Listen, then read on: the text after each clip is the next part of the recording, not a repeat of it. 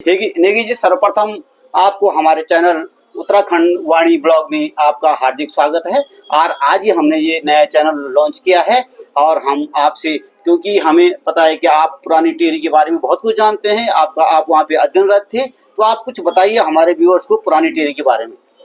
धन्यवाद राणा जी, आपने ये जो आज दशहरे के पर्व पे अपना चैनल उत्तराखंड वाणी का जो प्रारंभ किया है, उसके लिए हम आपको हार्दिक बधाई देते हैं और उज्जवल भविष्य की कामना करते हैं इस चैनल की। आपने पुरानी टिहरी के बारे में जो पूछा है, मैं आज से 60 साल पहले की बात बता रहा हूँ, जब मैं यहाँ पे अध्ययनरत था 1964-65 में। उस समय पुरानी टिहरी एक दो नदियों के बीच में एक बसा हुआ एक शहर था, बिलंगना और भागीरथी के बीच में, जिसकी अनेक विशेषताएं हैं, जहाँ पर कि तीन धारा, गणेश प्रयाग, संगम, पुराना दरबार, नया दरबार, कौशल दरबार और अब्याल भवन बाजार विशेषकर ये रौनक थी। और लोग मकर संक्रांति के लिए यहाँ पे प्रातः गांव के आसपास के गांव के लोग यहाँ पे पहुंच जाते थे और स्नान करने के लिए इतनी भीड़ लगती थी कि मानो कि नई टिहरी में एक कुंभ जैसा वातावरण बन जाता था। बाजार में पैर रखने की जगह नहीं मिलती थी मकर संक्रांति के दिन, और उसको हमारे यहाँ खिचड़ी संक्रांति के रूप में मनाया जाता है। तो गांव की कई महिलाएं, बहुएं, नवयुवक सब यहाँ बाजार में जो है पूरा बाजार भरा हुआ रहता था।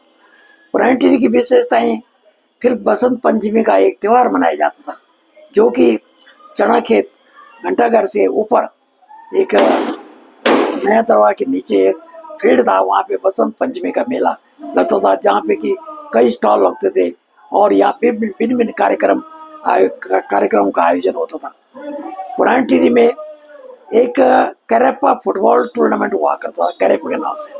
बहुत ही अच्छा था, मतलब प्रतियोगिता होती थी, जिसको देखने के लिए कई लोग दूर दूर से इस फुटबॉल का मैच देखने के लिए आते थे और आनंद उठाते थे। इसके बाद पुरानी टिहरी की यादें, जो डैम बनने से पहले यहाँ पे एक लाट कोठी बनी थी और स्वामी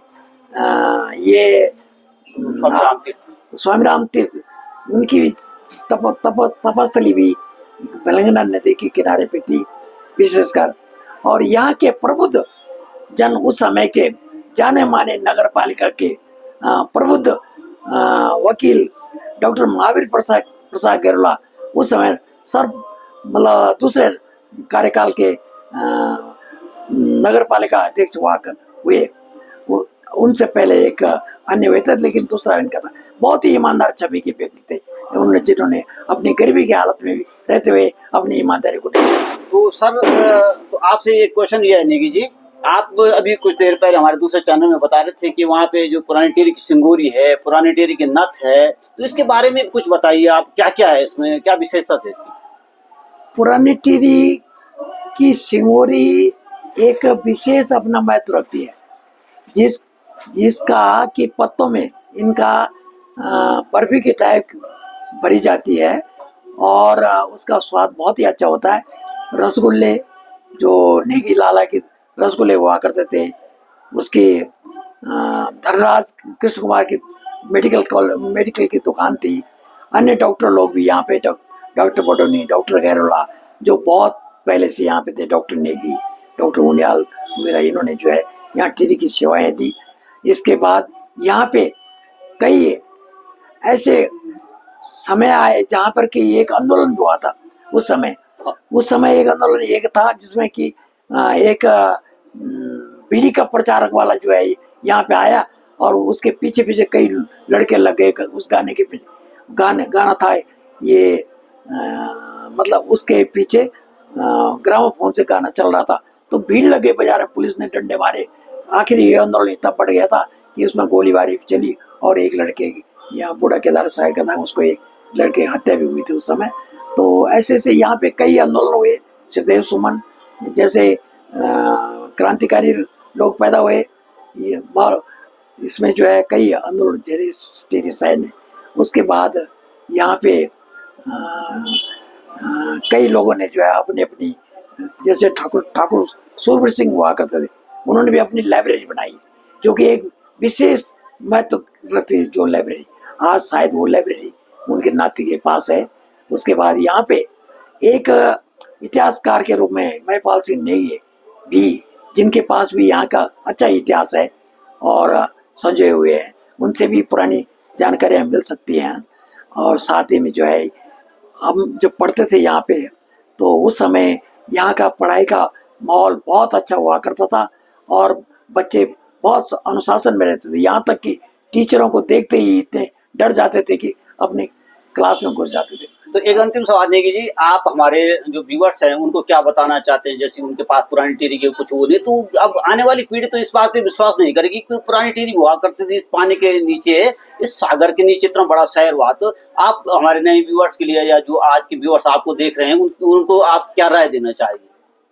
हम आजकल के बच्चों को ये बताना चाहते हैं कि अपना इतिहास, जिस जगह का इतिहास जिंदा रहता है वो जगह हमेशा जिंदी रहती है, इसलिए इतिहास को नहीं भूलना चाहिए। हमें इस टीरी का इतिहास समय समय पर जो है, जैसे ये अपने इन चैनलों के माध्यम से जो भी जानकारियाँ मिलती हैं उनको अच्छी तरह से समझें, जानें, क्योंकि हमारे कई समाज सेवी लोग जो हैं इस पुरानी टीरी के बारे में जो है बताते रहते हैं। और हम ये कह रहे हैं कि यहाँ पर ऐसी ऐसी विभूतियाँ पैदा हुई हैं जिनका इतिहास सभी को जानना चाहिए, आजकल के बच्चों को। और इसका अध्ययन ये है कि यहाँ 121 गांव जो है इस टिहरी डैम के गर्त में समाये हैं। 121 गांवों का विस्थापन हुआ है। आज उन गांवों को ढूंढने से जो है दूरबीन से ही उनको नीचे उसे ढूंढा जा सकता है। और मैं ये भी कहना चाहता हूँ कि अगर ये जो गर्मियों में जो पुराना दरबार, नया दरबार है, उसके जो टॉप दिखता है, उस टॉप को अगर विकसित किया जाए तो वहाँ पे एक अच्छा सा एक टूरिस्ट डेस्टिनेशन प्लेस बन सकता है। अगर उसको जो है गर्मियों के लिए अच्छा वो बना दिया जाए, गर्मी में 2-3 महीने अच्छी तरह से वहाँ पे। ठीक है नेगी जी।